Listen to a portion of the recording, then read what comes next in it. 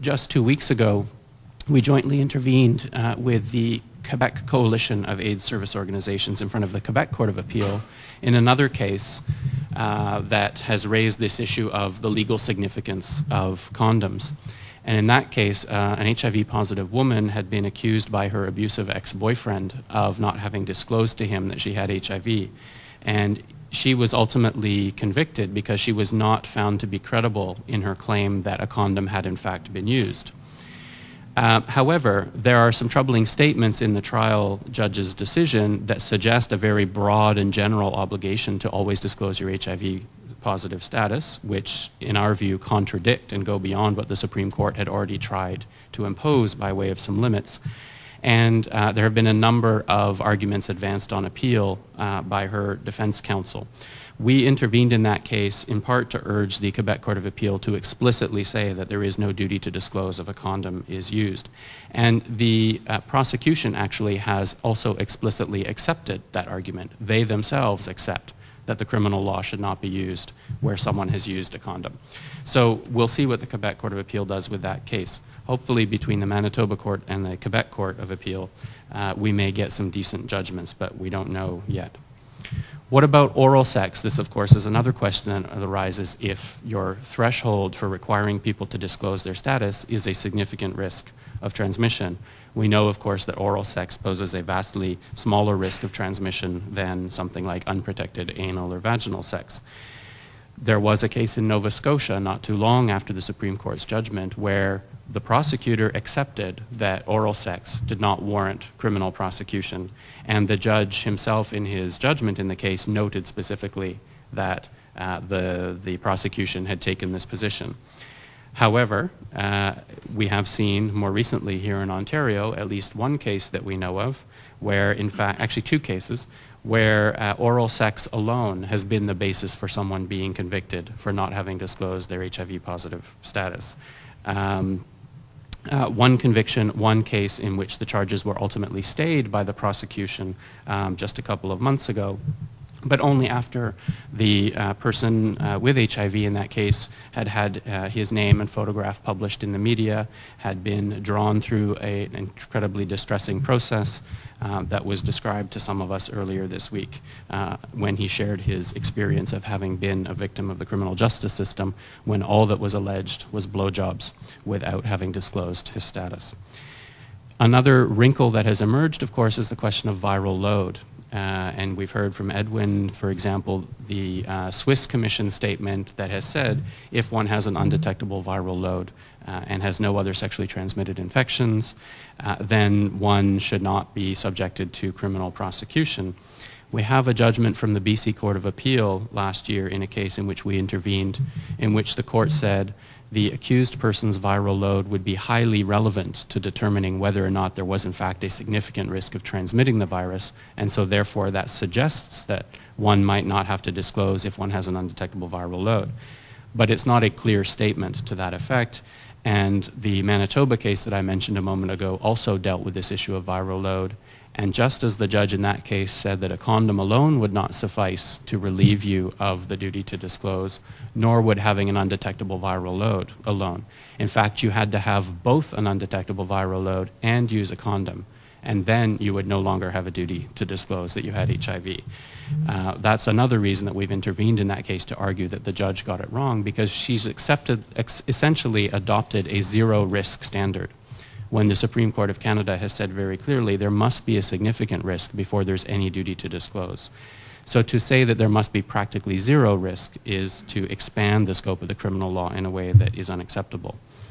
We've also seen a few cases where, well, actually more than a few, where very serious charges of aggravated assault have been laid against people with HIV in other contexts, not sexual, where there has been biting or spitting, for example, in altercations with police or correctional officers. And in those cases, clearly, those charges are being motivated by the fact that the accused person is HIV positive, even though there's no appreciable risk of HIV transmission in those cases. So I think all of this illustrates the lack of clarity and consistency and rationality that we're seeing emerge in the application of the criminal law, and I think bears out quite significantly the observation that Justice Beverly McLaughlin made 12 years ago in that judgment, where she said if you adopt this vague significant risk test, you're going to open people up to all sorts of injustice. She's now the Chief Justice of the Supreme Court of Canada, and so one hopes that if a case ever made its way back to the Supreme Court on this issue, she might be inclined to actually convince her colleagues to be clearer about drawing a bright line in limiting the scope of the criminal law. All of this lack of clarity and consistency is even more troubling given that we're seeing an increase in the severity of the charges that have been laid, and many people here will have been familiar with the case that's happened over the last couple of years in which the first murder convictions have been entered in Canada for not disclosing HIV status and actually transmitting HIV. But we've since seen at least 3 cases that I know of in which attempted murder charges have been laid following that conviction. It's not clear, it's not quite clear yet whether the police actually have evidence in those cases to suggest that there was some sort of malicious intent on the part of the person and that they were seeking to actually cause harm that could lead to someone's death. But if that proves to not be the case, then it would seem the only reason attempted murder charges are being laid in such cases is because police and prosecutors are trying to up the ante, basically. So what can we do about this? What should we be doing about this? As I've mentioned already, one of the ways that we need to deal with this is to try to intervene in the courts, to try to limit the scope of the criminal law, to educate the judges who are being called upon to interpret it and apply it. But that's a fairly downstream kind of response, although it's a necessary part of the response.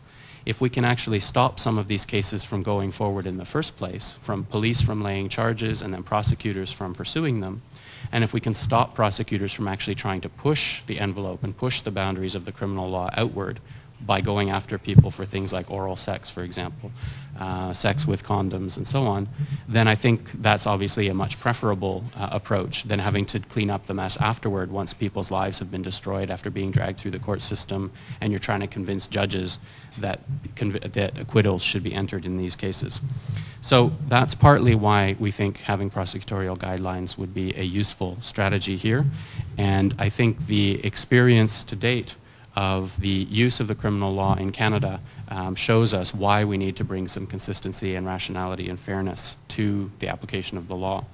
I think we will see in the presentation by Eric in a moment that in fact there are any number of other concerns that the application of the criminal law gives rise to. Okay. So I'm really pleased to be here and I was very pleased to be asked to be part of this panel, particularly because a lot of what my colleagues here are talking about has far-reaching implications for women, specifically in terms of what we've been seeing at PASAN and just the overall trend in terms of HIV non-disclosure charges. So what I'm going to do with my portion of this presentation is hopefully provide a very broad scan, environmental scan, so people can get an idea of what's going on in Canada around these charges. As Richard mentioned, there has been an increase in HIV-related non-disclosure charges. As of 2007, there were 67 people in Canada who had been currently charged, and there's a few since then. As of, out of those 67 people, 6 were high-profile cases involving women. So without breaching any confidentiality, in that sense, I'm going to just talk a little bit about 3 particular cases that I think have had very, very serious implications for the ways in which this law is very detrimental to women. So the first woman charged with aggravated sexual assault, and for people who are a little unfamiliar with what that means, that's a level 1, or often called a Schedule 1 charge, which means it carries federal time. So you're looking, people who are charged with this are looking at a sentence of 2 years or more in a federal penitentiary. And there's only one federal pen for women, which is in Grand Valley, which is called Grand Valley Institution for Women, and it's in Kitchener, Ontario. So my job at PASAN is to work specifically with women who are incarcerated. So I regularly go inside federal and provincial institutions, and I have clients who have been charged with aggravated sexual assault. 3 clients that I've worked with, 2 who are currently on my caseload right now.